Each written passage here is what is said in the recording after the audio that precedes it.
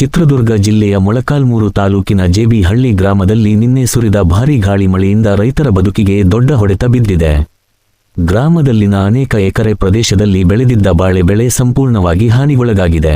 ಆಕಸ್ಮಿಕವಾಗಿ ಸುರಿದ ಗಾಳಿ ಮಳೆಯ ಪರಿಣಾಮವಾಗಿ ಬಾಳೆ ಗಿಡಗಳು ನೆಲಕ್ಕುರುಳಿ ಹಾಳಾಗಿದ್ದು, ರೈತರು ಅಪಾರ ನಷ್ಟವನ್ನು ಅನುಭವಿಸುತ್ತಿದ್ದಾರೆ.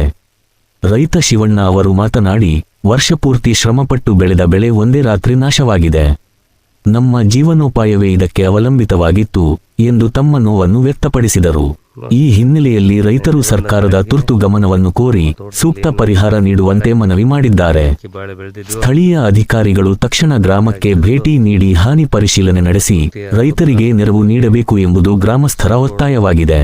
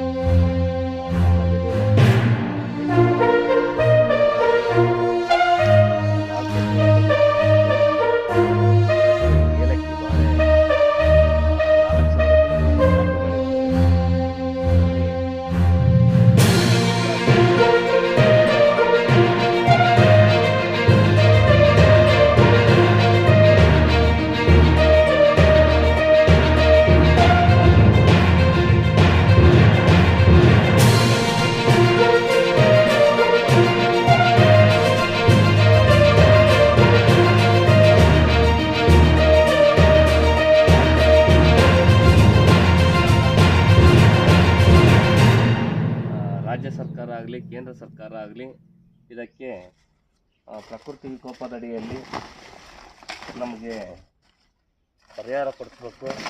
ನೋಡಿ, ಮನೆ ಯಾವ